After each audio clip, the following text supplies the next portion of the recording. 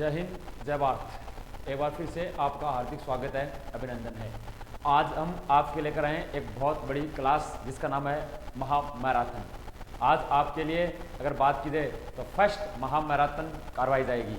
आज की क्लास के अंदर अगर बात की जाए तो महामैराथन है, क्लास लंबी चलने वाली है, इसलिए फुल जोश एनर्जी के साथ अगर बात की जाए क्लास में आपको बैठना है।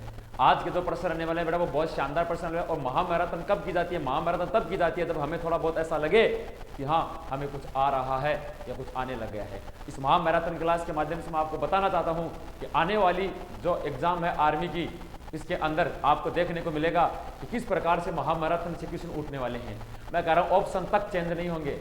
क्या कर रहा हूं मैं? ऑप्शन तक चेंज नहीं होंगे, ठीक है। लेकिन आपको बेटा इस प्रश्न को सभी को पढ़ना होगा, ठीक है। और हमारा जो सपना है फौजी बनने का, प्रभु फौजी बनने का सपना हम पूरा करते हैं। चल फौजी बनते हैं बेटा। इसी थीम के साथ अगर बात की जाए तो आज बेटा महामैराथन की शुरुआत कर रहा हूँ। एक बार अपने जितने भी साथी हैं, जितने भी दोस्त हैं, यार भाईले हैं, अगर जिनकी बात की जाए जो आर्मी का सपना देखते हैं, जो एयरफोर्स का सपना देखते हैं, जो नेवी का सपना देखते हैं, जो कोस्ट गार्ड का सपना देखते हैं, उनको एक बार क्लास शेयर जरूर कर दीजिएगा, ठीक है। और अपनी इस क्लास को अगर बात की जाए लाइक कर दीजिए, क्योंकि ये जो क्लास है महामैराथन ये आपके मेहनत के लिए है बेटा, आपके ऊपर डेडिकेट है पूरी की पूरी क्लास, ठीक है बेटा।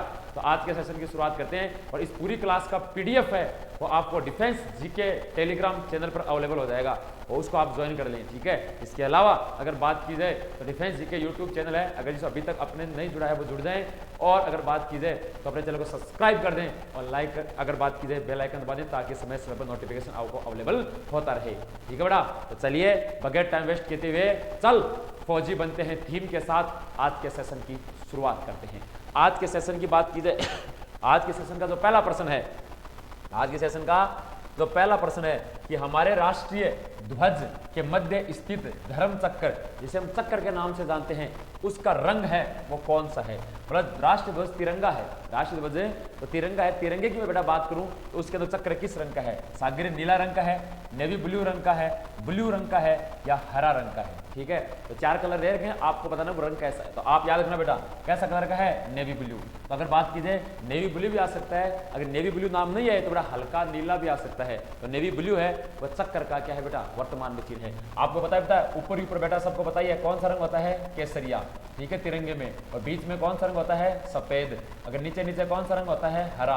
और तिरंगे की लंबाई व चौड़ाई का अनुपात कितना होता है? 3:2 होता है, ठीक है। इसका डिजाइन किसने दिया था तिरंगे का? तो आपको सबको बताइए तिरंगे का डिजाइन पिंगली वेंकैया के द्वारा, किसके द्वारा? पिंगली वेंकैया के द्वारा इसका डिजाइन देने का कार्य किया गया, ठीक है। डन। नेक्स्ट अगले प्रश्न की बात की जाए, राष्ट्रगान को गाने में कितना समय लगता है? देखो एक बार मैं बिल्कुल इजी से, देखो प्रश्न हार्ड से शुरू नहीं कर रहा हूं, एक बार इजी से शुरू कर रहा हूं, उसके बाद हार्ड पर आता हूं। अगर बात की जाए भारतीय राष्ट्रगान है, गाने में कितना समय लगता है? देखो राष्ट्रगान की रचना किसके द्वारा की गई थी? याद रखना बेटा, साथ साथ में रिपीट करते जाओ दिमाग में अंदर। राष्ट्रगान की रचना रविंद्रनाथ किसके द्वारा की गई बेटा? टैगोर के द्वारा की गई थी। राष्ट्रगान रविंद्रनाथ टैगोर की कौन सी किताब से लिया गया है? गीतांजलि पुस्तक से लिया गया है। हमें राष्ट्रगान का दर्जा कब दिया गया था? 24 जनवरी 1950। तो 24 जनवरी 1950 को राष्ट्रगान को दर्जा दिया गया था। हमारा राष्ट्रगान है क्या बेटा?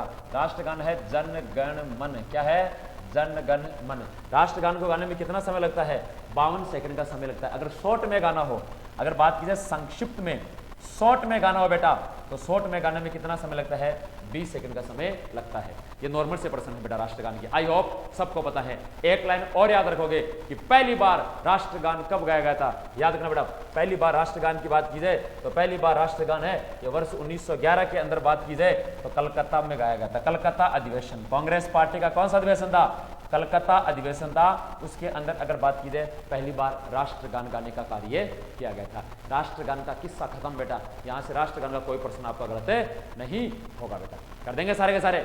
नेक्स्ट अगला प्रश्न, ठीक है।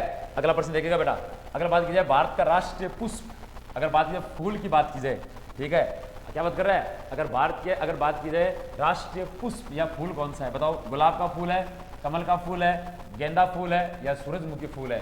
भारत का राष्ट्रीय फूल या पुष्प क्या है? याद रखना मेरा बेटा, भारत का राष्ट्रीय फूल क्या है? कमल। भारत का राष्ट्रीय फूल क्या है? कमल है। और कमल को राष्ट्रीय फूल का दर्जा कब दिया गया था? 1950 में। कब दिया गया था? 1950 में कमल को राष्ट्रीय फूल का दर्जा दिया गया था। वर्तमान में भारत की एक चुनावी पार्टी है जिसका नाम है बीजेपी। वर्तमान में भारतीय जनता पार्टी बीजेपी है। इस बीजेपी का बेटा चुनाव चिन्ह क्या है? तो याद रखना मेरा बेटा, बीजेपी का जो चुनाव चिन्ह है वो वर्तमान में क्या है? कमल का फूल है। इसके अलावा बात कीजिए कांग्रेस पार्टी का, आपको बताइए हाथ है, आम आदमी की झाड़ू है, उसी प्रकार बीजेपी का राष्ट्रीय चिन्ह क्या है? भाई कमल का फूल। प्रश्न आ सकता है कि वर्तमान में भारत की ऐसी कौन सी पार्टी इसका राष्ट्रीय चिन्ह या चुनाव चिन्ह कमल है का फूल है? तो आपका आंसर क्या जाएगा? बीजेपी। कब दर्जा दिया गया? 1950 में दिया गया। ठीक है, वेरी वेरी इंपॉर्टेंट है, आपको याद रखना है। नेक्स्ट अगला प्रश्न। अगला प्रश्न बात की जाए कि राष्ट्रगान जो है, राष्ट्रगान की बात करें तो राष्ट्रगान को संगीतबद्ध किया है, बताओ। राष्ट्रगान है, इसको संगीतबद्ध किसने किया है?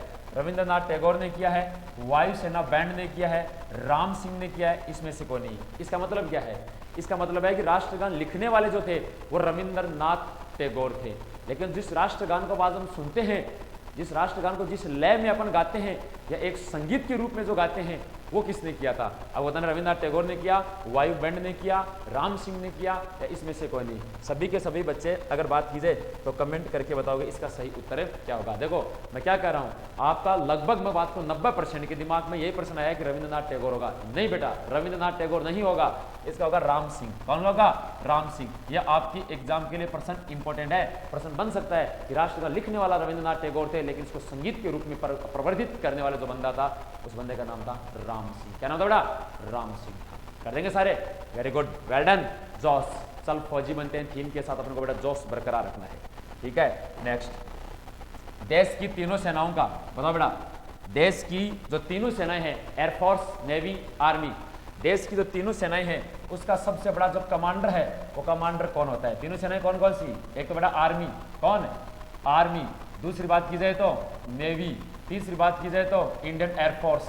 ठीक है, तो इन तीनों सेनाओं की बात करूं मैं तो तीनों सेनाओं का सबसे बड़ा बंदा कौन होता है? बताओ। प्रधानमंत्री होता है, राष्ट्रपति होता है, अगर बात लोकसभा अध्यक्ष होता है, या उपराष्ट्रपति होता है? आपके एग्जाम में हूबहू प्रश्न आया है अगर बात की जाए राष्ट्रपति। देश की तीनों सेनाओं का जो सबसे बड़ा कमांडर है, सबसे बड़ा जो सेनापति है, वो बेटा कौन होता है? राष्ट्रपति होता है।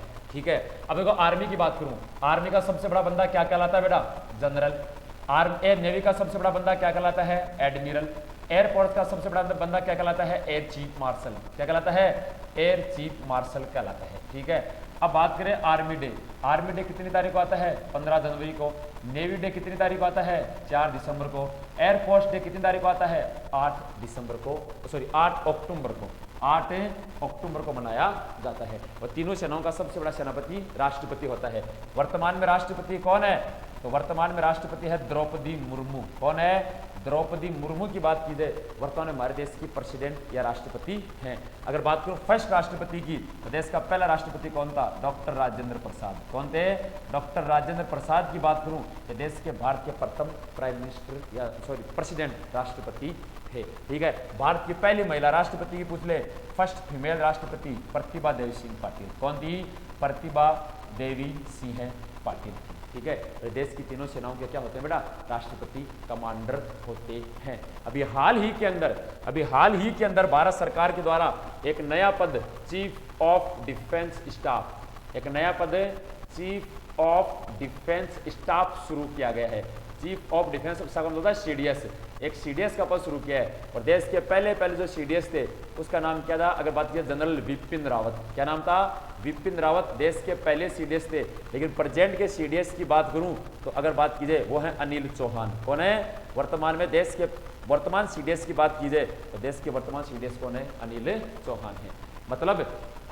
मतलब यह है कि तीनों सेनाओं के राष्ट्रपति और तीनों सेनाओं के बीच में कम्युनिकेशन के लिए अगर बात की जाए सीडीएस के पद की शुरुआत की गई है। पहले सीडीएस से जनरल विपिन रावत, वर्तमान में कौन है? अनिल चौहान है।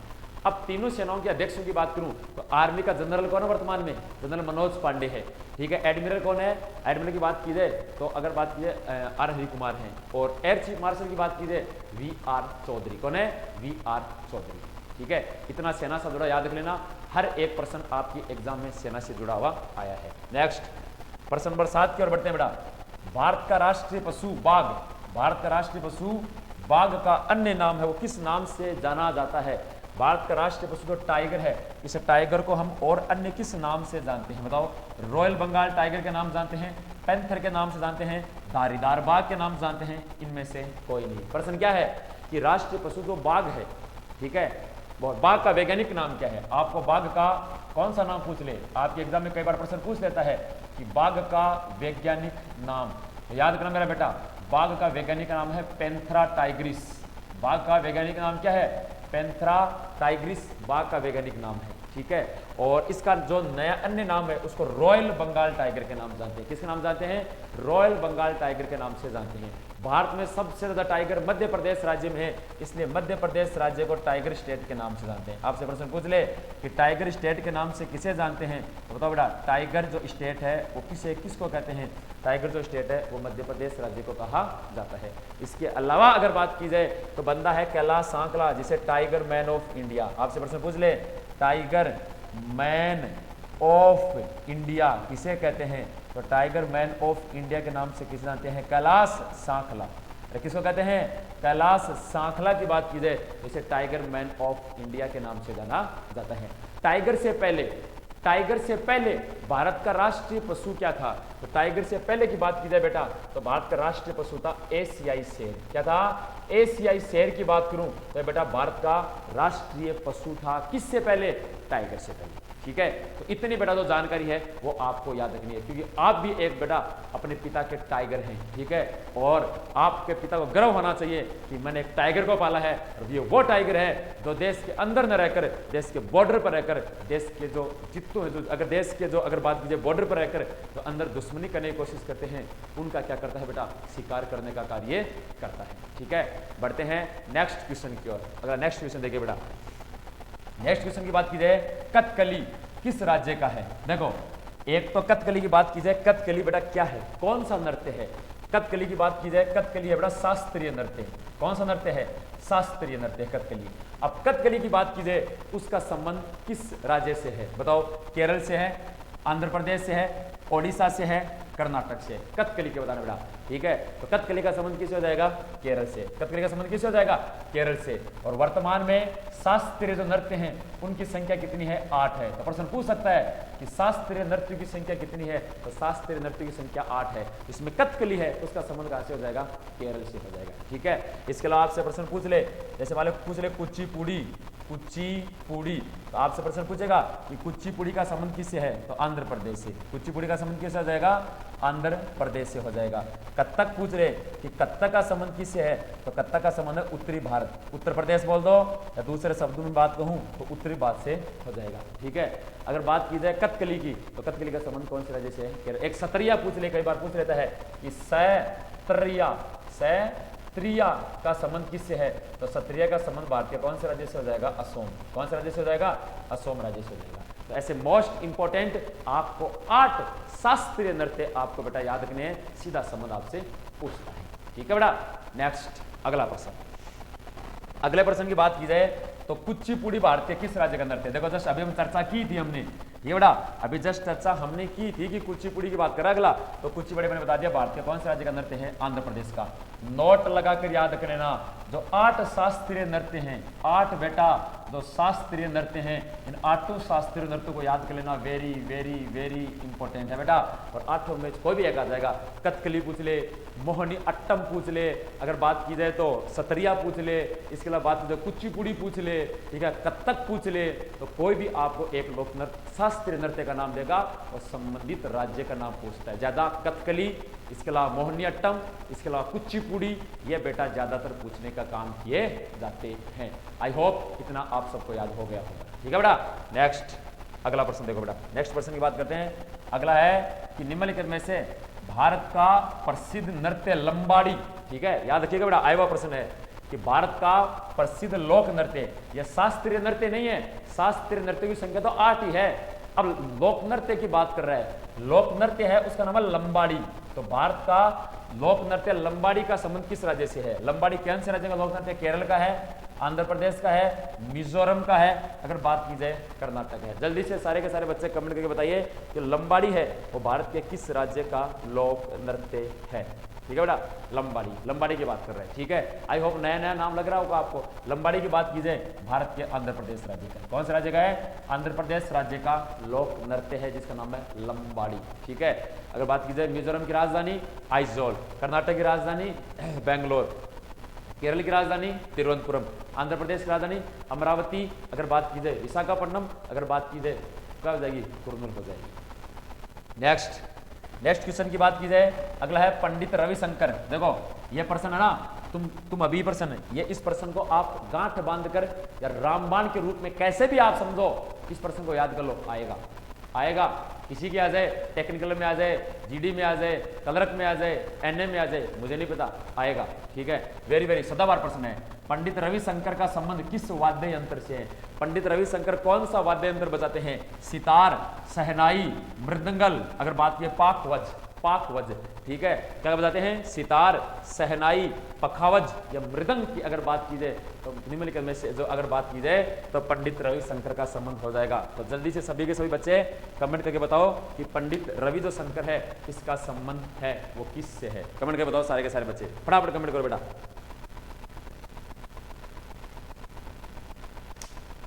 पंडित रविशंकर क्या हो जाएगा? पंडित रविशंकर संबंध हो जाएगा सितार से। किस हो जाएगा? सितार से। एग्जाम के पॉइंट ऑफ व्यू से बात की जाए बेटा, वेरी वेरी इंपॉर्टेंट है। ठीक है, पंडित रवि शंकर किसे है? सितार वादक से। नेक्स्ट अगला प्रश्न आया है कि डांडिया, देखो डांडिया सबको फेमस है, डांडिया गरबा, ठीक है, डांडिया गरबा भवई, ठीक है, लास्या एक ही जगह के हैं। डांडिया किस राज्य का प्रसिद्ध लोक नृत्य है? सबको पता है डांडिया गरबा गुजरात का, कौन से राज्य का है? गुजरात का। तो गुजरात की अगर बात की जाए तो डांडिया गुजरात का है। गुजरात का इसके अलावा एक आपसे क्या पूछ सकता है? गरबा, अरे क्या पूछ सकता है? गरबा। गरबा किस राज्य का लोक नृत्य है? इसी का ही है। महाराष्ट्र से आपसे पूछेगा तो महाराष्ट्र से दो पूछ सकता है, एक तो है तमाशा, कौन सा है? तमाशा, और एक है लावणी, एक है तमाशा और एक है लावणी। ये दो भारतीय कौन से राज्य के लोक नृत्य हैं? अगर बात की जाए तो गुजरात की है। राजस्थान से अगर आपसे पूछेगा तो राजस्थान से क्या पूछ सकता है? घूमर, क्या पूछ सकता है? घूमर कहाँ का है? इसके अलावा पनिहारी, क्या हो जाएगा? पनिहारी। इसके अलावा काल बेलियाई, काल बेलियाई, ठीक है, और काल बेलियाई के अलावा अगर आपसे बात प्रश्न पूछ ले तो अगर बात की जाए घूमर, पनिहारी, काल बेलियाई और गिंदड़, क्या हो जाएगा?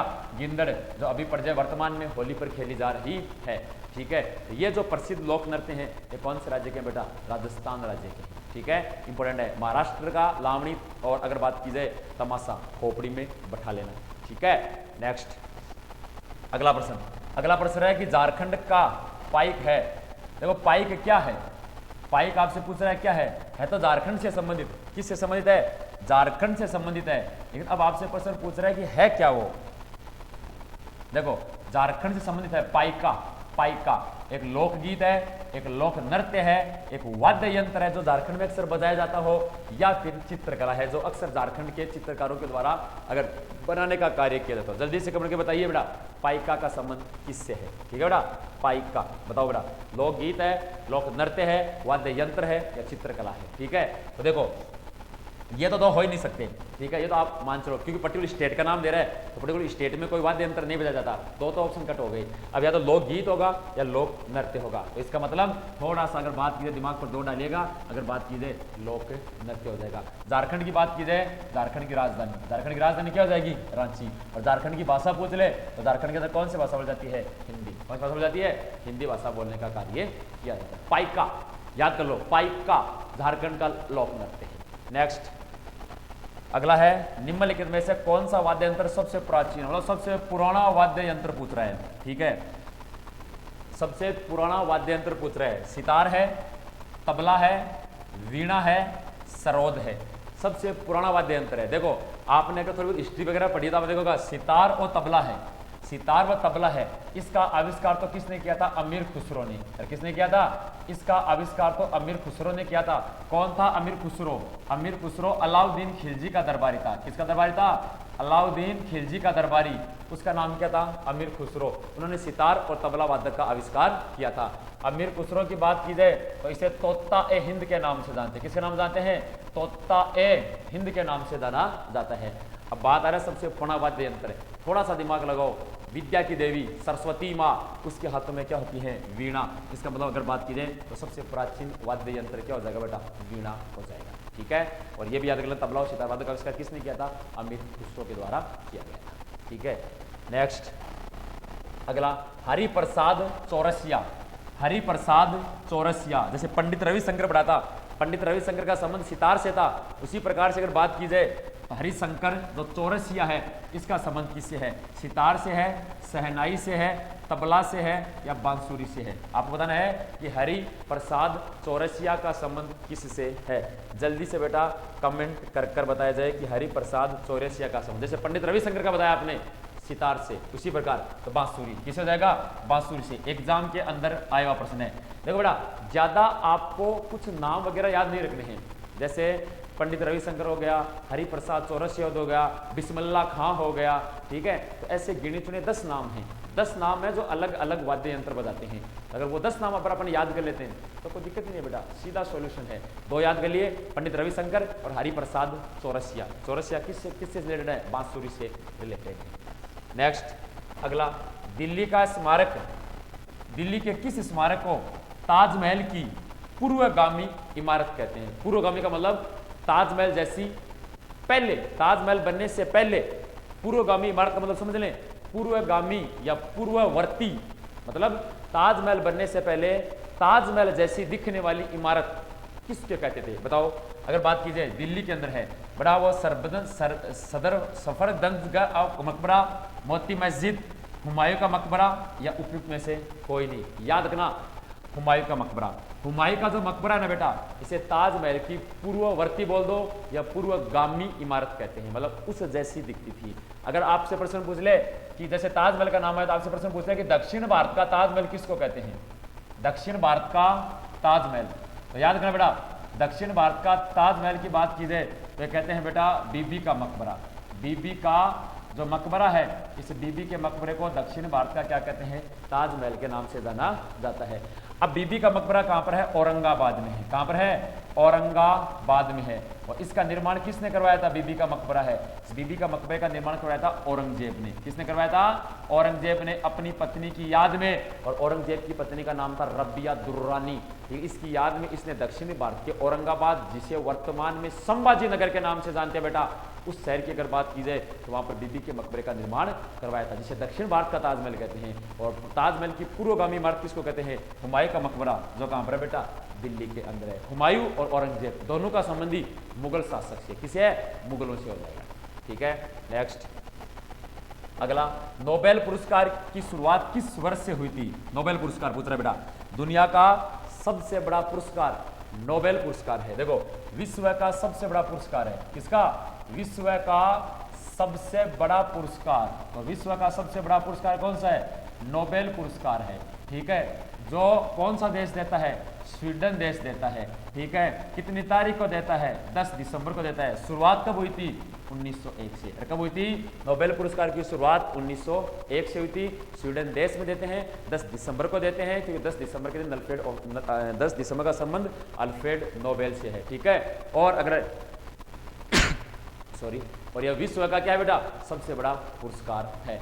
यह नोबेल पुरस्कार बेटा कितने क्षेत्र में देते हैं? एक बार प्रश्न पूछ रहता है तो नोबेल पुरस्कार कितने क्षेत्र में देते हैं? 6 क्षेत्रों में। तो शुरुआत 1901 में हुई। अगर प्रश्न ऐसा डाल दे तो कि भारत को पहला नोबेल पुरस्कार कब मिला था, तो बेटा भारत को अगर बात की जाए पहला जो नोबेल पुरस्कार है वो 1913 में मिला था। कब मिला था? शुरुआत 1901 में हुई थी, लेकिन भारत को पहला नोबेल पुरस्कार 1913 को रविंद्रनाथ टैगोर को साहित्य के क्षेत्र में उनकी गीतांजलि पुस्तक के लिए देने का कार्य किया गया था। ठीक है, डन।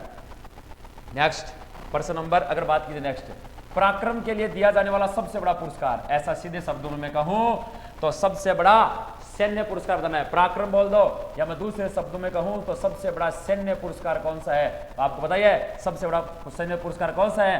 परमवीर चक्र, दूसरा महावीर चक्र और तीसरा वीर चक्र। 3 याद रखने। सबसे बड़ा परमवीर, दूसरा महावीर और तीसरे की बात कीजिए वीर चक्र हो जाएगा। ये 3 को सीक्वेंस में याद रखना है। ये पराक्रम में दिया जाने वाला सबसे बड़ा पुरस्कार है, सबसे बड़ा सैन्य पुरस्कार है। ठीक है, परमवीर चक्र पाने वाला पहला भारतीय कौन था? मेजर सोमनाथ शर्मा। सबसे पहले परमवीर चक्र किसको दिया गया था? मेजर सोमनाथ शर्मा की बात करूं तो मेजर सोमनाथ शर्मा को सर्वप्रथम अगर बात की जाए परमवीर पुरस्कार देने का कार्य किया गया था। सर्वप्रथम परमवीर पुरस्कार मेजर सोमनाथ शर्मा को दिया गया था। वेरी वेरी इंपॉर्टेंट है, याद रखिएगा। ठीक है, अगर बात की जाए ये पूछ ले खेल का, सबसे बड़ा खेल का पूछ ले तो खेल का कौन सा था? मेजर ध्यानचंद। याद कर लो साथ में, मेजर ध्यानचंद खेल रत्न पुरस्कार। मेजर ध्यानचंद खेल रत्न पुरस्कार सबसे बड़ा खेल पुरस्कार था। ठीक है, अगर साहित्य का पूछ ले कि सबसे बड़ा साहित्य पुरस्कार कौन सा है? ज्ञानपीठ। अरे कौन सा है? ज्ञानपीठ सबसे बड़ा साहित्य है। ठीक है, और अगर बात करें फिल्मों में सबसे बड़ा पुरस्कार कौन सा है तो फिल्मों का सबसे बड़ा पुरस्कार कौन सा है? दादा साहेब फाल्के। कौन सा है? दादा साहेब फाल्के फिल्मों का सबसे बड़ा पुरस्कार है। और सेना का पूछ ले तो सेना का कौन सा हो जाएगा? परमवीर चक्र। नेक्स्ट अगला है सबसे पुराना वेद कौन सा है? देखो वेद कितने हैं, पहली बात तो मैं वेद का किस्सा खत्म कर देता हूं। देखो सबसे पुराना वेद पूछ रहा है, पहली बात तो बताना है वेदों की टोटल वेद कितने हैं। टोटल वेद की बात करूं तो टोटल कितने वेद हैं? 4 वेद हैं। वेद किसने लिखे थे? वेद की रचना किसके द्वारा की गई थी? तो ये पूछा आर्मी में पूछा गया प्रश्न है। तो वेद की रचना आर्य जाति के द्वारा की गई थी। किसके द्वारा की गई थी? वेद की रचना आर्य जाति के द्वारा की गई थी। और वेदों की संख्या कितनी है? 4 है। इसके अंदर सबसे पुराना वेद पूछे तो सबसे पुराना वेद है अगर बात की जाए ऋग्वेद। कौन सा है? ऋग्वेद। ऋग्वेद के बाद कौन सा वेद आता है? ऋग्वेद के बाद आता है यजुर्वेद। यजुर्वेद के बाद कौन सा आता है? यजुर्वेद के बाद आता है सामवेद। और सामवेद के बाद कौन सा वेद आता है? सामवेद के बाद आता है अथर्ववेद। 4 वेद याद रखने, वेरी वेरी इंपॉर्टेंट है। ये सबसे पुराना वेद कौन सा है? ऋग्वेद है। ऋग्वेद के बाद यजुर्वेद, यजुर्वेद के बाद सामवेद, सामवेद के बाद अथर्ववेद। बेटा एक प्रश्न याद रखोगे, यजुर्वेद का संबंध किससे है? यजुर्वेद से हमें यज्ञों की जानकारी प्राप्त होती है। मैं कह रहा हूं वेद का किस्सा खत्म कर रहा हूं मैं, यहां से दोबारा नहीं बढ़ाऊंगा। ये वेद की बात की जाए तो यजुर्वेद से हमें यज्ञ की जानकारी मिलती है। सामवेद से बात की जाए तो सामवेद से हमें संगीत की जानकारी प्राप्त होती है। सामवेद से हमें किसकी जानकारी प्राप्त होती है? तो याद रखना बेटा, सामवेद से हमें संगीत की जानकारी प्राप्त होती है। और अथर्ववेद से बात की जाए तो धार्मिक कार्यों की जानकारी मिलती है। धार्मिक कार्यों की, जैसे जादू टोना, धार्मिक कार्यों की जैसे जादू टोना, जैसे विवाह है, जैसे अगर बात की जाए तो जादू टोना, विवाह, धार्मिक कार्यक्रम जो किए जाते हैं उसकी जानकारी हमें अथर्ववेद से प्राप्त होती है। इतनी जानकारी अगर बेटा आप वेद से रिलेटेड याद रखोगे तो आपका प्रश्न बेटा गलत नहीं होगा। ठीक है, चल फौजी बनते हैं, बार बार ये दिमाग में आना चाहिए, तभी जोश रहेगा। चल फौजी बनते हैं। ठीक है, नेक्स्ट अगला प्रश्न है, ऋग्वेद में सबसे ज्यादा किस देवता को याद किया गया है? प्रश्न ये भी बन लेता है कि सबसे पुराना वेद ऋग्वेद है, तो ऋग्वेद में सबसे ज्यादा किस देवता को याद किया गया है, किस देवता को समर्पित है? तो इंद्र भगवान को है, सूर्य भगवान को है, वरुण को है, अगर बात कीजिए भगवान विष्णु को है। बताओ बड़ा फटाफट कमेंट करके बताओ कि निम्नलिखित में से जो ऋग्वेद है उसमें सबसे ज्यादा किसको समर्पित किया गया है? हाँ, इंद्र, विष्णु, सूर्य, वरुण। क्या हो जाएगा? इंद्र। क्या हो जाएगा? भगवान इंद्र की बात की जाए तो उन्हें ऋग्वेद पूरा का पूरा क्या है बेटा? समर्पित है। ठीक है, याद रखना है। नेक्स्ट अगली बात की जाए, आईने अकबरी। बेटा आईने अकबरी का लेखक कौन है? देखो आईने अकबरी का रचयिता कौन है? आईने अकबरी और आईने अकबरी के साथ साथ एक किताब और याद रखो, अकबरनामा। आईने अकबरी और आईने अकबरी के साथ साथ एक किताब है अकबरनामा। ये 2 किताबें हैं। ये दोनों किताब की रचना किसके द्वारा की गई है? अबुल फजल के द्वारा। किसके द्वारा? अबुल फजल के द्वारा की गई है। अबुल फजल की बात की जाए, अबुल फजल मुगल सम्राट अकबर का दरबारी था। कई बार सीधा पूछ लेता है कि अकबर का दरबारी कौन था? तो अकबर का दरबारी कौन था? अबुल फजल था। ठीक है, जिसकी बात जिसने आईने अकबरी व अकबरनामा नामक पुस्तक लिखी। ठीक है, एक बंदा है इब्न बतूता। इब्न बतूता ने एक किताब लिखी थी, किताब का नाम था रहेला। तो प्रश्न आ जाए कि रहेला पुस्तक किसने लिखी? तो रहेला पुस्तक लिखने का काम किया था इब्न बतूता ने। इब्न बतूता का संबंध कौन से देश से है? ये कौन से देश का था? मोरक्को। ये कौन से देश का था? मोरक्को देश का है। इब्न बतूता की बात की जाए, ये इसका संबंध किस राजा से है? मोहम्मद बिन तुगलक। किससे है? मोहम्मद बिन तुगलक नाम का बंदा था, एक भारत का राजा हुआ था। इसके समय मोरक्को देश का निवासी इब्न बतूता भारत आया था, उसने रहेला नामक पुस्तक लिखने का कार्य किया था। इतनी जानकारी बेटा आपको यहां से याद रखनी है। चलेंगे, डन। नेक्स्ट अगला अकबरनामा, लो अभी पढ़ाई है हमने जस्ट। आई ने अकबरी बोलो चाहे अकबरनामा बोलो। अकबरनामा का लेखक कौन है? अबुल फजल। कौन हो जाएगा? अबुल फजल इसका सही उत्तर हो जाएगा। नेक्स्ट अगला प्रश्न है देवदास उपन्यास किसके द्वारा लिखा गया है? देवदास किताब का नाम क्या है? देवदास। ठीक है, तो देवदास जो किताब है किसने लिखी है? शतरंज चटर्जी, बंकिम चंद्र चटर्जी, रविंद्रनाथ टैगोर, तारा शंकर बंदोपाध्याय के द्वारा लिखी गई है। जल्दी से कमेंट करके बताओ कि इसका सही उत्तर क्या होगा। जी बेटा जल्दी से कमेंट करके बताओ कि निम्नलिखित में से देवदास है ये किसके उपन्यास है?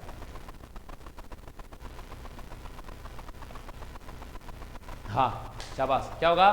शरत चंद्र चटर्जी।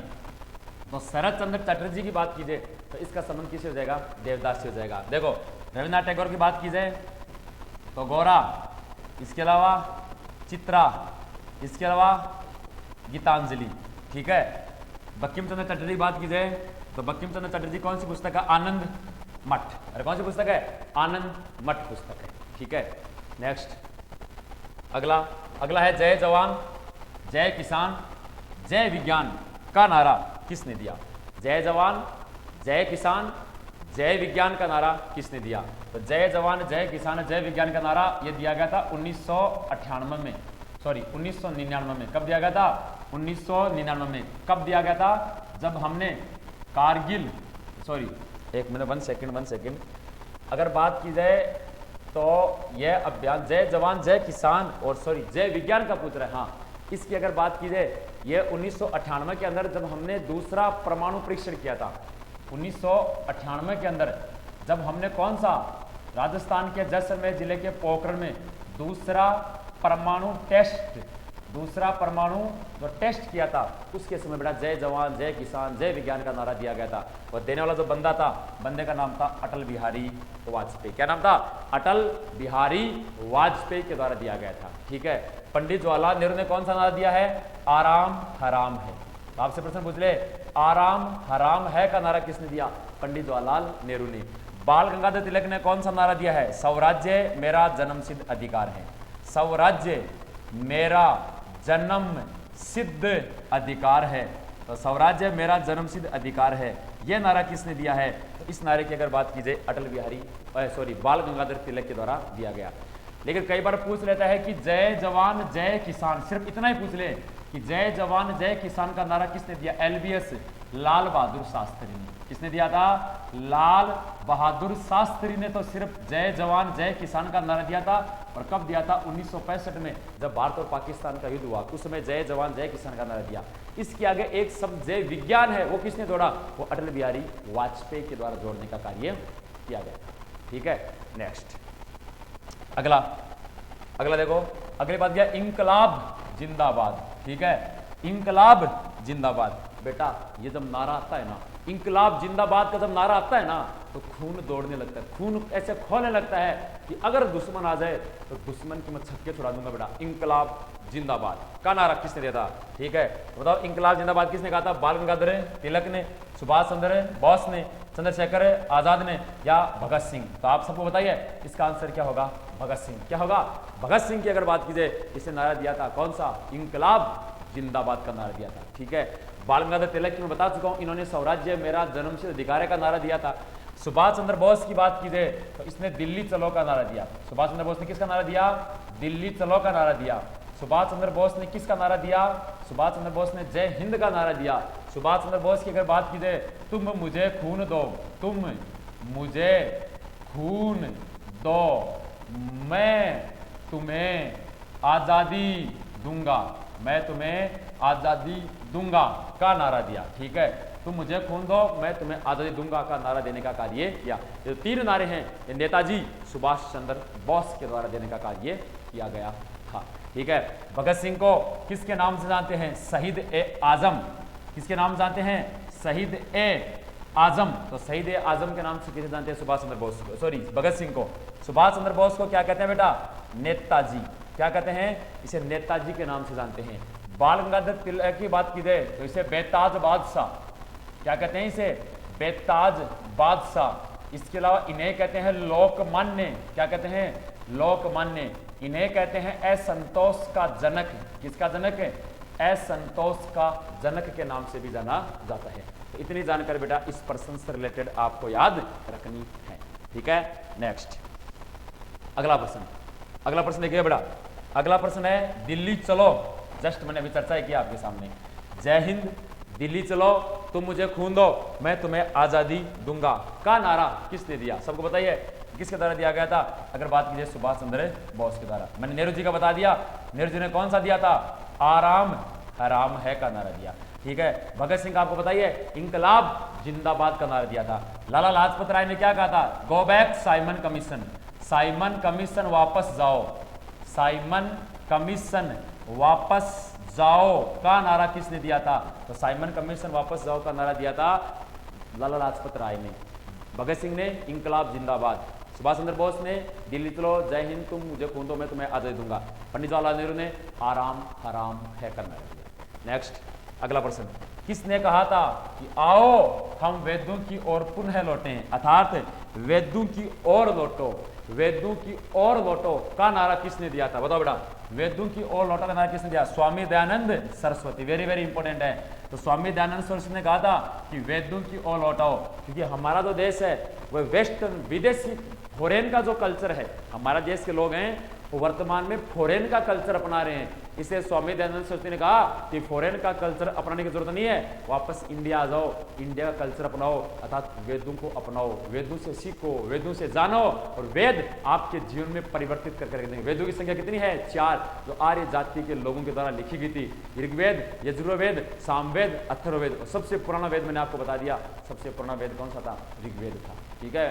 दुनिया बेटा भारत की मिसाल पूरी दुनिया में दी जाती है। विश्व का सबसे बड़ा हेल्थ डिपार्टमेंट WHO का मानना है कि अगर आप किसी भी देश के अंदर अगर रेप जैसे केस कम करने हैं तो इंडियन कल्चर को फॉलो कर दो। जो देश इंडियन कल्चर को फॉलो करेगा उस देश के अंदर छेड़छाड़ जैसे केस, रेप जैसे केसों की संख्या न के बराबर हो जाएगी, क्योंकि हमारा देश का कल्चर ऑल वर्ल्ड के अंदर सबसे क्या बेटा बेस्ट कल्चर है, क्योंकि हम जो है किसको फॉलो करते हैं बेटा, वेदों को फॉलो करने का कार्य करते हैं, ठीक है। चलो, वेद ही नहीं सर, कल्चर ही नहीं सर, ओनली ऑन वर्ल्ड के अंदर दुनिया की सबसे फेमस आर्मी वो भी कौन सी है, इंडियन आर्मी है। कौन सी है, वेद तो है ही हैं, वेदों के साथ साथ दुनिया की सबसे पावरफुल या दुनिया की सबसे अगर जानी मानी आर्मी जिसके ऊपर दुनिया का सबसे बड़ा संगठन UNO ट्रस्ट करता है वो आर्मी है बेटा। वो आर्मी कौन सी आर्मी है, ओनली ऑन इंडियन आर्मी है। और उसी का सपना करने के लिए हम एक थीम चालू किया है, चल फौजी बनते हैं। उसी कड़ी में अगला प्रश्न करते हैं,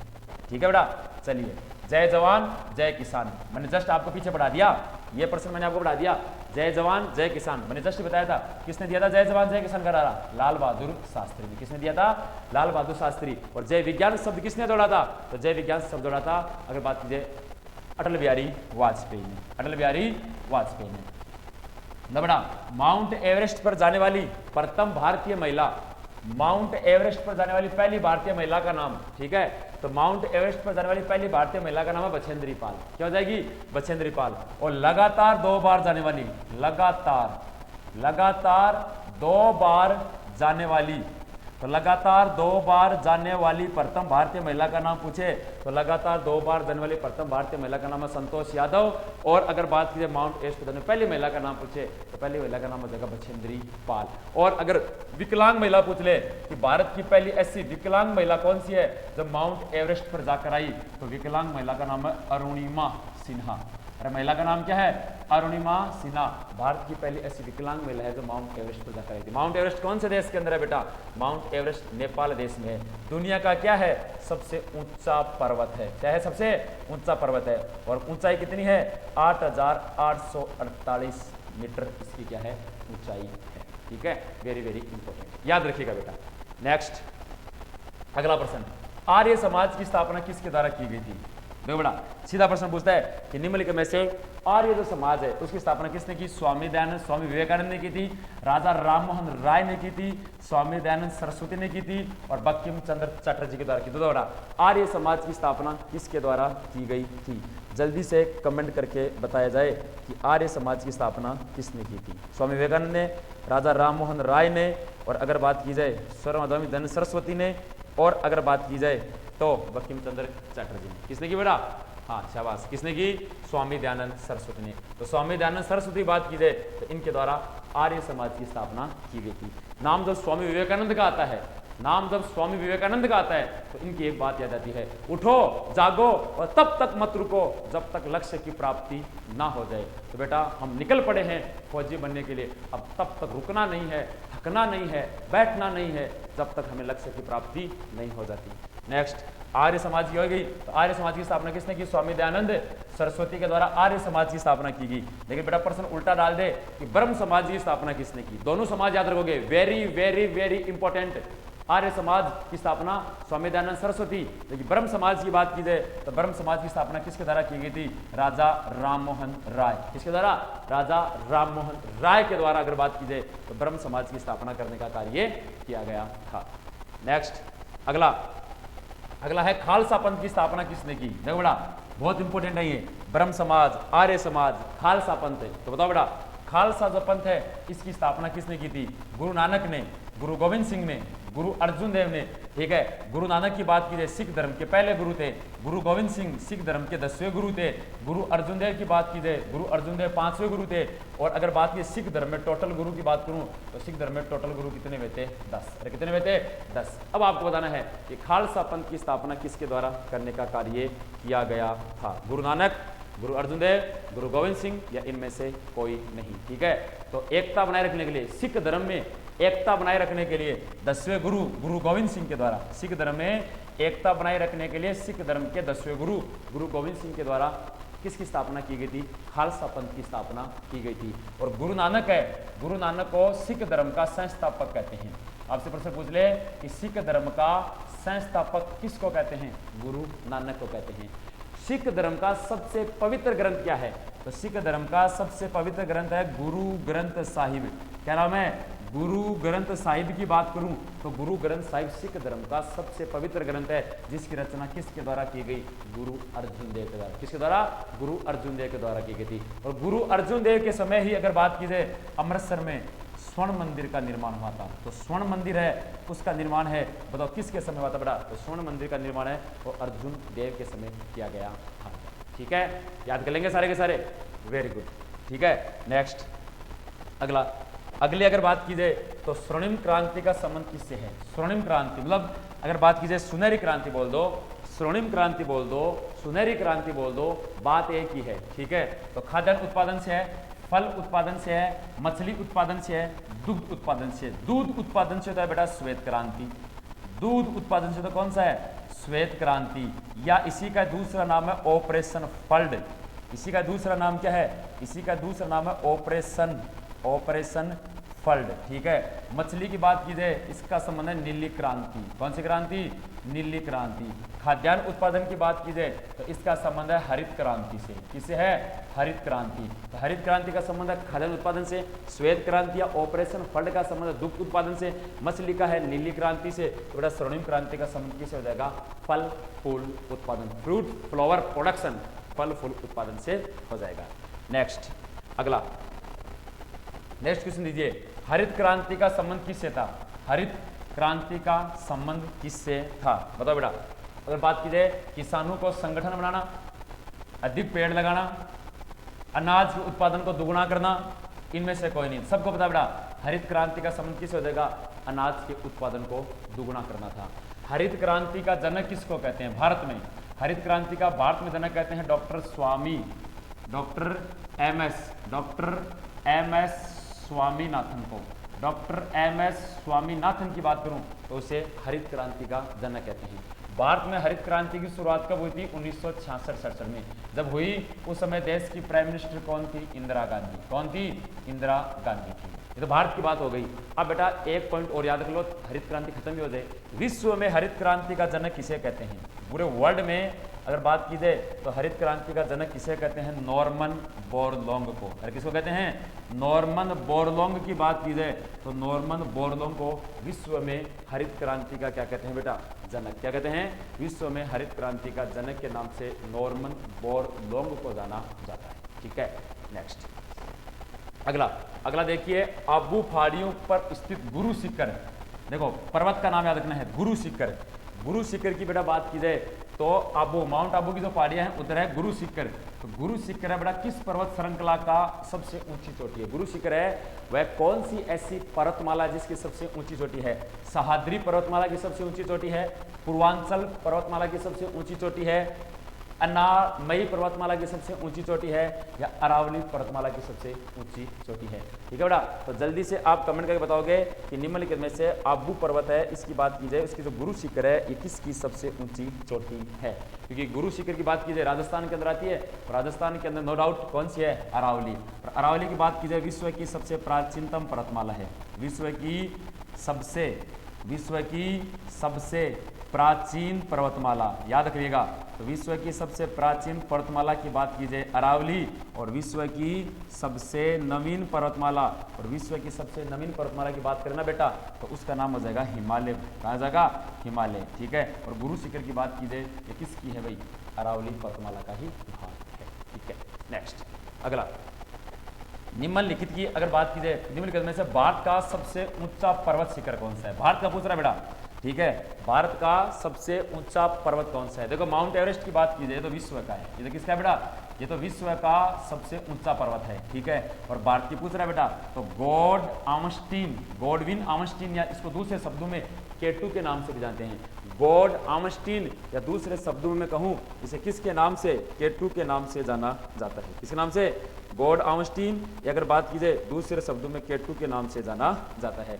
अगर मान लो बेटा गॉड आमस्टीन ऑप्शन में नहीं हो, ठीक है, अगर गॉड आमस्टीन ऑप्शन में नहीं हो बाय द वे, गॉड आमस्टीन ऑप्शन में नहीं हो बाय द वे, तो ऐसी कंडीशन के अंदर अगर बात की जाए कंचनजंगा करना। सेकंड का अगर बात की जाए तो सेकंड आपको क्या करोगे? कंचनजंगा। ऑप्शन में है तो केटू करो, ऑप्शन में नहीं है तो कंचनजंगा, सिक्किम रहते हैं। नेक्स्ट अगला, भारत का सबसे ऊंचा पर्वत कौन सा है? भारत का सबसे ऊंचा पर्वत कौन सा है? ठीक है, सबसे ऊंचा पर्वत पूछा है। मकालू है, माउंट एवरेस्ट है, काराकोरम है, कंचनजंगा है। देख लो ऑप्शन में केटू, गॉड आमस्टीन नहीं आया। देखो लास्ट पर्सन की बात कर रहा हूं मैं, ऑप्शन में नहीं है ना केटू, अब केटू नहीं है तो क्या हो जाएगा? कंचनजंगा। देखो दोनों पर्सन याद रखो, इसमें देखो इसके अंदर भी सेम पूछा, सबसे ऊंचा पर्वत पूछ रहा है, इसमें गॉड आमस्टीन है तो ये मानना पड़ेगा, और अगर मान लो इसमें नहीं है तो आपको क्या मानना पड़ेगा? कंचनजंगा मानना पड़ेगा। दोनों याद रखें। ठीक है, नेक्स्ट अगला, निम्नलिखित में से भारत की सबसे खारे पानी की सबसे बड़ी झील कौन सी है? खारे पानी की सबसे बड़ी झील का पूछ रहा है बेटा। भारत की खारे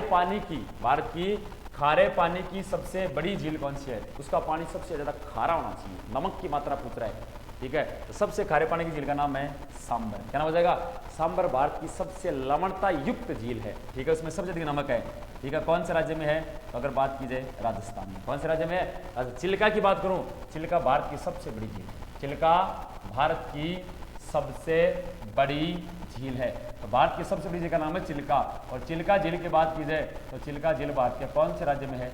ओडिशा। कौन से राज्य में है? चिल्का झील भारत के ओडिशा राज्य में है, और ये अगर बात की जाए ये भारत की सबसे बड़ी झील है। सांबर की बात की जाए ये भारत की सबसे खारे पानी की क्या है बेटा? झील है। नेक्स्ट अगला प्रश्न आता है कि भारत की सबसे बड़ी मीठे पानी की झील, भारत की सबसे बड़ी मीठे पानी की झील कौन सी है? नो डाउट भारत की सबसे बड़ी मीठे पानी की झील का नाम वुल्लर। क्या नाम है? वुल्लर भारत की सबसे बड़ी मीठे पानी की झील है। अरे पूछ ले कहां पर है? J&K में। अरे कहां पर है? J&K में। अगर बात की जाए कि भारत की सबसे बड़ी मीठे पानी की झील है। खारे पानी की बॉन सबसे बड़ी झील चिल्का। अगर आपसे प्रश्न पूछ ले कि सबसे गहरी झील, भारत की सबसे गहरी झील कौन सी है? तो भारत की सबसे गहरी झील है मानसबल। अरे कौन सी है? मानसबल, J&K में है। भारत की सबसे ऊंचाई पर झील पूछ ले कि भारत की सबसे ऊंचाई पर झील कौन सी है? चोलहामू। अरे कौन सी है? चोलहामू झील है, भारत की सबसे ऊंचाई पर है। स्टेट का नाम पूछ ले, स्टेट का नाम है सिक्किम। भारत की सबसे लंबी झील कौन सी है? लंबी झील की बात कीजिए वे मैं बा ने डे। वेम्बानाड झील हो जाएगी। और वेम्बानाड झील की बात की जाए भारत के कौन से राज्य में है? केरल में। कौन से राज्य में है? केरल में। खारे की हो गई, मीठे की हो गई, गहरी हो गई, ऊंचाई पर हो गई, लंबाई पर हो गई, सारा निचोड़ एक साथ निकलेगा। डन। नेक्स्ट अगला, अगले प्रश्न की बात की जाए, भारत का सबसे ऊंचा जलप्रपात कौन सा है? भारत का सबसे ऊंचा जलप्रपात, जलप्रपात को दूसरे शब्दों में झरना कहते हैं। क्या कहते हैं? झरना के नाम से जाना जाता है। पहाड़ी से जलप्रपात होता क्या है? ये मान लो कोई पहाड़ी है, ठीक है, अब इसके ऊपर पानी बह रहा है, पानी बह रहा है, पानी बह रहा है, यहाँ आकर पहाड़ी खत्म हो गई, अब पानी सीधा नीचे गिरेगा। पहाड़ी से तो सीधा पानी नीचे गिरता है बेटा, उसे जलप्रपात या झरना कहते हैं। अब आपको बताना कौन सा है? गोकक है, शिव समुद्रम जलप्रपात है, गौसरपा या जोग जलप्रपात है, या येना जलप्रपात है? आपको कमेंट करके बताना है कि भारत का सबसे ऊंचा जलप्रपात कौन सा है। जल्दी से कमेंट करके बताओ बेटा, फटाफट बताओ। देखिए भारत का सबसे ऊंचा जलप्रपात, ठीक है बेटा, तो जोग या गौसरपा, जोग या गौसरपा की बात करूं मैं तो जोग या गौसरपा भारत का सबसे ऊंचा जलप्रपात है। विश्व का पूछ ले कि विश्व का सबसे ऊंचा जलप्रपात कौन सा है, तो बेटा एंजिल। विश्व का सबसे ऊंचा जलप्रपात है एंजिल जलप्रपात, विश्व का सबसे ऊंचा जलप्रपात है। कौन से देश में है? वेनेजुएला। कौन से देश में है? वेनेजुएला देश में है। ये दुनिया का सबसे ऊंचा जलप्रपात है और भारत का जोग या गौसरपा है, कर्नाटक राज्य। नेक्स्ट अगला, विश्व का सबसे ऊंचा पर्वत शिखर कहाँ है? अब नो डाउट विश्व का सबसे ऊंचा पर्वत आपको बताइए, विश्व का सबसे ऊंचा पर्वत कौन सा है? Mount Everest. कौन सा है? माउंट एवरेस्ट विश्व का अगर बात की जाए, एवरेस्ट सबसे ऊंचा पर्वत है, ठीक है, और ये कौन से देश में है? नेपाल में। क्या है? नेपाल में। नेपाल में से क्या कहते हैं? सागर माथा। क्या कहते हैं? माउंट एवरेस्ट को नेपाल में सागर माथा कहते हैं, और तिब्बत में क्या कहते हैं? चोमोलुंगमा। क्या कहते हैं? चोमोलुंगमा के नाम से। ये प्रश्न भी आया हुआ है आर्मी के अंदर, ये प्रश्न भी आया हुआ है कि निम्नलिखित में से माउंट एवरेस्ट को तिब्बत में चोमोलुंगमा और नेपाल में सागर माता कहते हैं। नेक्स्ट अगला, विश्व का सबसे बड़ा महाद्वीप, सबसे छोटा महाद्वीप पूछ रहा है। विश्व का सबसे छोटा महाद्वीप, पहली बात तो महाद्वीप कितने हैं? महाद्वीपों की टोटल संख्या कितनी है? तो महाद्वीप तो है 7 और महासागर है 5। महासागर की बात करूं तो महासागर तो कितने हैं? 5 और महाद्वीप कितने हैं? 7 हैं। अब सबसे छोटा महाद्वीप पूछ रहा है। अब दो प्रकार से पूछ सकता है छोटा, दो टाइप से पूछ सकता है। एक तो आपको पूछ ले कि क्षेत्रफल में सबसे छोटा महाद्वीप कौन सा है, और एक आपको पूछ सकता है कि जनसंख्या में सबसे छोटा महाद्वीप कौन सा है। अगर क्षेत्रफल के अंदर बात की जाए तो क्षेत्रफल में सबसे छोटा है ऑस्ट्रेलिया। कौन सा है? ऑस्ट्रेलिया। और जनसंख्या में पूछेगा बेटा तो है अंटार्कटिका। जनसंख्या में कौन सा? अंटार्कटिका। तो जनसंख्या में सबसे छोटा महाद्वीप है अंटार्कटिका, क्षेत्रफल में सबसे छोटा महाद्वीप है ऑस्ट्रेलिया। सर हमें पता कैसे चलेगा कि इसके अंदर अगला जनसंख्या का पूछ रहा है, क्षेत्रफल का पूछ रहा है? अगर प्रश्न सीधा आया हुआ है कि निम्नलिखित में से सबसे छोटा महाद्वीप, इसका मतलब अगला क्षेत्रफल का पूछ रहा है। अगर जनसंख्या का पूछेगा तो देगा कि निम्नलिखित में से जनसंख्या में सबसे छोटा महाद्वीप कौन सा है, तो आप क्या करोगे? अंटार्कटिका। मतलब इसका उत्तर पूछेगा, इसका उत्तर क्या हो जाएगा? ऑस्ट्रेलिया हो जाएगा। ठीक है। नेक्स्ट अगर बात की जाए विश्व की, हाँ चलो एक पर्सन आएगा तो एक पर्सन और लगा देता हूं मैं। अगर बड़ा पूछ ले तो बड़ा महाद्वीप, विश्व का सबसे बड़ा महाद्वीप एशिया।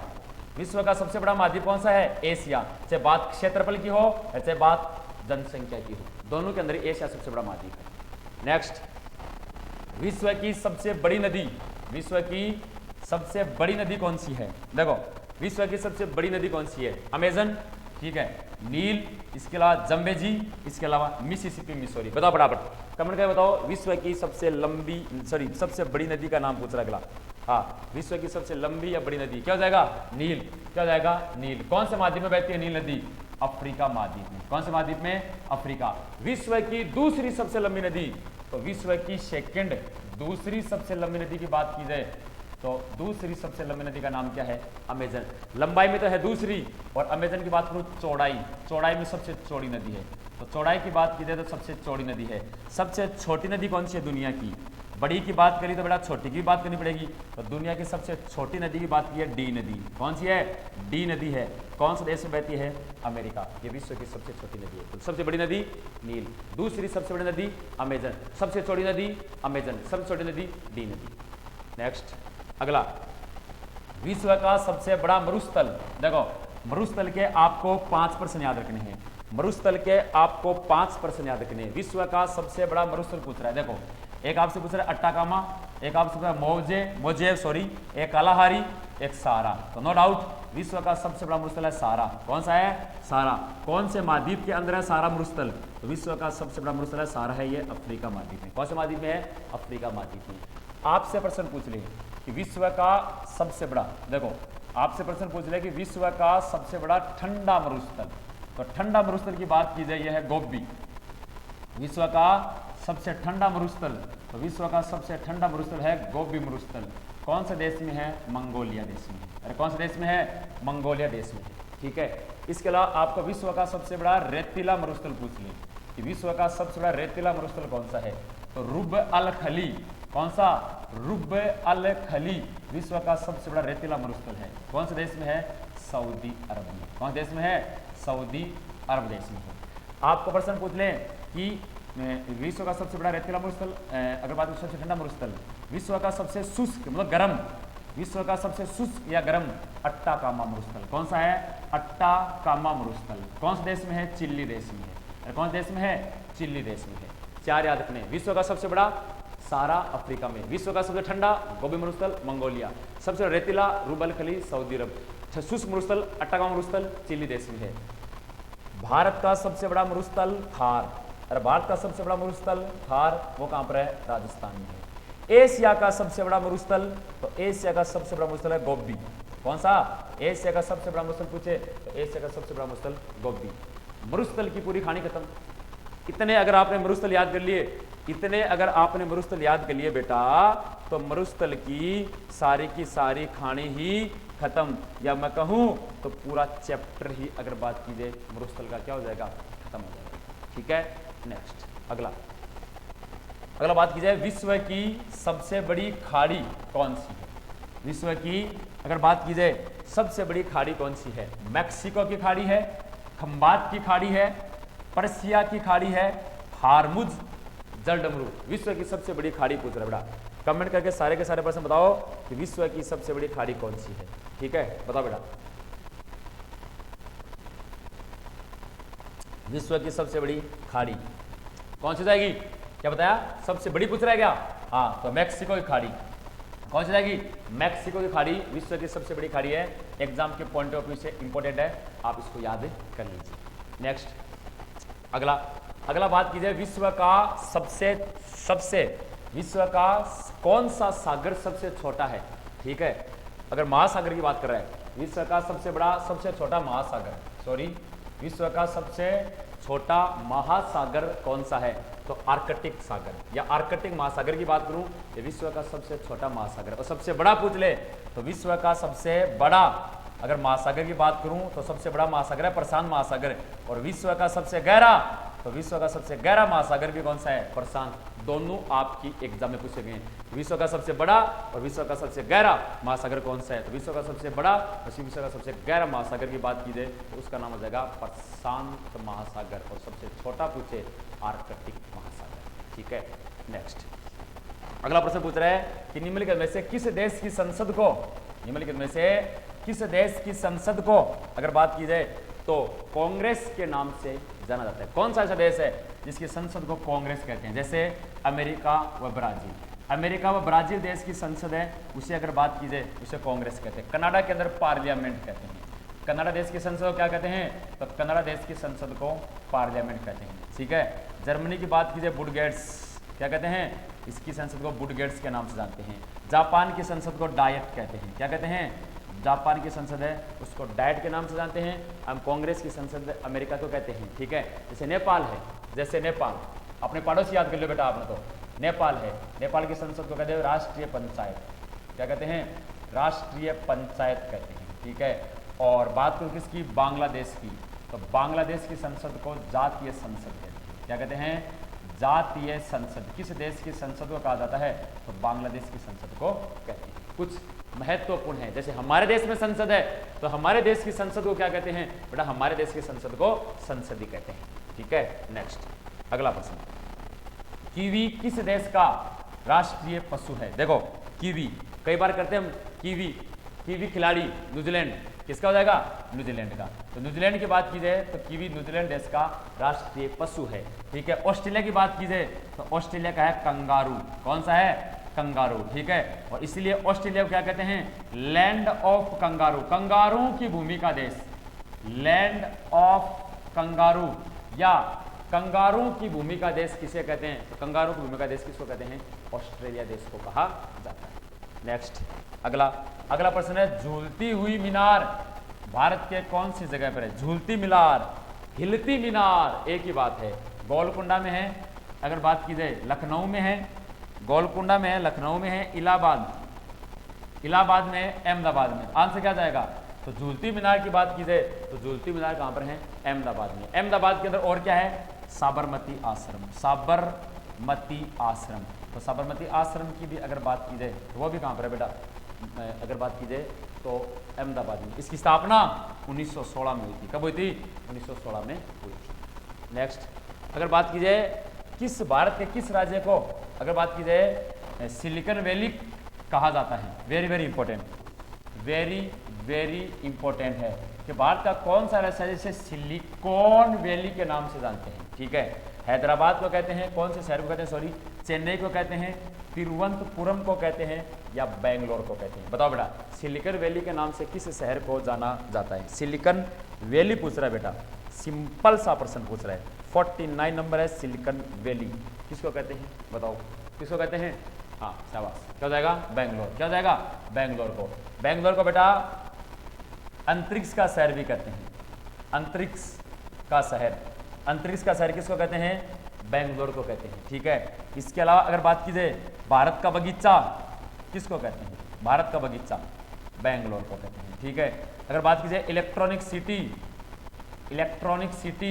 तो इलेक्ट्रॉनिक सिटी के नाम से भी किसे जानते हैं, बड़ा इलेक्ट्रॉनिक सिटी के नाम से भी कौन से शहर को जानते हैं, बेंगलोर को जाना जाता है, जो वर्तमान में भारत के कर्नाटक राज्य की राजधानी, कौन सा राज्य की राजधानी है, कर्नाटक राज्य की राजधानी, ठीक है। ये बेटा आपके 50% कंप्लीट हुई, ठीक है। अभी 1 घंटा की लगभग क्लास हुई है और 1 घंटे की क्लास में अगर बात की जाए बेटा हमने 50 महत्वपूर्ण प्रश्न कर दिए, ठीक है। इन 50 प्रश्नों का आप एक रिवीजन करोगे बहुत अच्छा सा, ठीक है। और इन पे 50 प्रश्न मान लो मैराथन के रूप में ही है, मैराथन के रूप में 50 प्रश्न है। आज अगर आपकी बात की जाए होली फेस्टिवल भी चल रहा है, तो होली फेस्टिवल होने की वजह से अगर बात की जाए तो बस सर बिजी भी हैं, क्योंकि मेरे कई बच्चों ने अगर बात की कहा भी था कि सर प्लीज़ आपसे रिक्वेस्ट है 2 दिन होली का त्यौहार है तो 2 दिन तो सर आप क्लास मत लीजिएगा, क्योंकि हम 2 दिन एंजॉय करेंगे, उसके बाद दिन रात एक कर हमारे लक्ष्य को क्या करेंगे, हासिल करेंगे। कोई नहीं बेटा, लेकिन बेटा 1 घंटा तो निकालो, ये 1 घंटा आपको निकालना है और 1 घंटा निकाल कर अगर बात कीजिए पढ़ना है, बिल्कुल आप होली के फेस्टिवल को एंजॉय कीजिए। और अब की बार आपकी ये बेरोजगारी की लास्ट होली होनी चाहिए, अगली बार जब होली आए तब हमारे इस अगर बात कीजिए अगर हमारे शरीर पर या हमारे सीने पर वर्दी होनी चाहिए और आपके नाम का जो टैग है वो आपके सीने पर होना चाहिए बेटा, चाहे वो एयरफोर्स का हो, चाहे नेवी का हो, चाहे आर्मी का हो, ठीक है। चल फौजी बनते हैं कि का जो हमने अभी जो हमने यह सीरीज शुरू की है, हमारी जो महामैराथन की सीरीज है, इसका नाम है चल फौजी बनते हैं। ये महामैराथन की सीरीज है और चल फौजी बनते हैं महामैराथन की पहली सीरीज का पहला पार्ट नंबर 1 खत्म होता है, ठीक है। अब अगली क्लास में पार्ट नंबर 2 करेंगे, ठीक है। मैं दावा कर रहा हूं, मैंने स्टार्टिंग में कहा था मैं जितनी महामैराथन पढ़ाऊंगा उतनी महामैराथन को आप पढ़ के जाइएगा और प्रश्न जाकर मिलाइएगा बेटा कितने आर्मी के अंदर बैठे हैं, टिट्टो के टिट्टो प्रश्न मिलेगा, ठीक है। बढ़ते रहिए, आगे बढ़ते रहिए। अगर बात कीजिए अपने माता पिता के सपनों को पूरा कीजिए। आप सभी को एडवांस में हैप्पी होली, ठीक है। और ये रंग होली के जो रंग हैं आपके जीवन में खुशियां भर दें और इतनी उमंग के साथ खुशियां भर दें कि कभी भी आपके जीवन के रंग फीके नहीं पड़े, ठीक है। मिलते हैं एक नए जोश, नए जज्बे और नए जुनून के साथ, तब तक पढ़ते रहिए, आगे बढ़ते रहिए, अपने माता पिता के सपनों को पूरा करते रहिए। जय हिंद, जय भारत।